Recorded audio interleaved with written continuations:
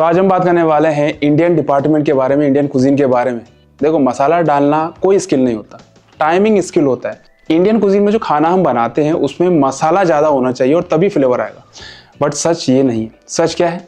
Same मसाला अगर गलत timing पे डाल दिया जाए तो आपकी डिश फेल हो जाएगी, बर्बाद हो जाएगी। इसलिए जो आप मसाला डालने वाले हो, खड़ा मसाला है, पाउडर मसाला है, उसको सही टाइम पे डालना बहुत ज़रूरी होता है। इंडियन कुकिंग एक टाइम बेस्ड प्रोसेस है, इंग्रेडिएंट बेस्ड नहीं। मतलब जो भी आप इंग्रेडिएंट यूज़ कर रहे हो उससे नहीं होगा खाना अच्छा। आपका खाना होगा कि आप कौन से टाइम पे कौन सा पाउडर या कौन सा गरम मसाला या कौन सा खड़ा मसाला ऐड कर रहे हो। सबसे पहले बात करते हैं खड़े मसालों की, क्योंकि जो भी हम खाना बनाते हैं इंडियन कुजीन में सबसे पहले हम खड़े मसाले का यूज़ करते हैं। चाहे वो जीरा हो, चाहे तेज पत्ता, लौंग, इलायची या कोई भी खड़ा मसाला। अगर तेल या घी सही टेम्परेचर पर नहीं होगा तो क्या होगा?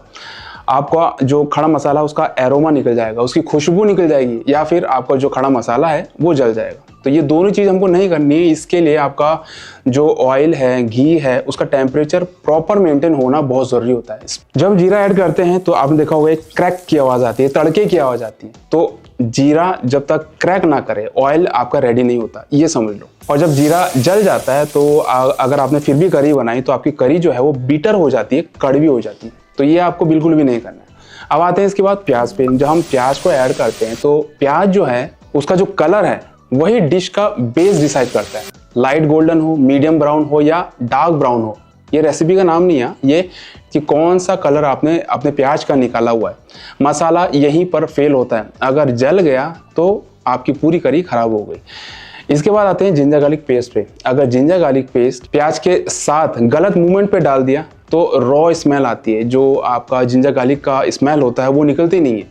ठीक है, वो भी हमको नहीं चाहिए। इसके लिए हमें थोड़ा सा पेशेंस चाहिए। जब प्याज का मॉइस्चर होता है ना वो निकल जाए तब जिंजर गार्लिक पेस्ट को ऐड करना चाहिए। मैंने कई बार शेफ्स को देखा है कि वो पहले जिंजर गार्लिक पेस्ट को ऐड करते हैं, उसके बाद प्याज को ऐड करते हैं। और कई सालों तक जब मैं इंडियन करी का कुछ खाना बनाता था तो मैं भी पहले ही ऐड करता था, कि जिससे मुझे ऐसा लगता था कि उसका पहले मैं फ्लेवर को इन्हेंस करता हूँ और उसके बाद प्याज को ऐड करता हूँ। अब बात करते हैं पाउडर मसालों की। जो हम पाउडर मसाला यूज़ करते हैं, चाहे वो हल्दी हो, धनिया हो, लाल मिर्च हो या जीरा पाउडर हो या कोई भी पाउडर मसाला जो हम अपनी करी में, सब्जी में ऐड करने वाले, अगर इनको हाई फ्लेम पे डालोगे तो क्या होगा? तो ये जल जाएंगे, फ्लेवर बिल्कुल भी नहीं आएगा। इसलिए शेफ्स जो होते हैं, प्रोफेशनल शेफ जिनको काम अच्छे से आता है, वो कब डालते हैं मसाले को? वो हाई फ्लेम पे कभी नहीं डालते। फ्लेम को या तो कम करते हैं, या तो बंद करते हैं, या तो थोड़ा सा पानी ऐड करते हैं और उसके बाद मसालों को ऐड करते हैं। ये कोई टेक्निक नहीं है जैसे कॉन्टिनेंटल कुजीन में आपके बहुत सारी टेक्निक है, कुकिंग मेथड है।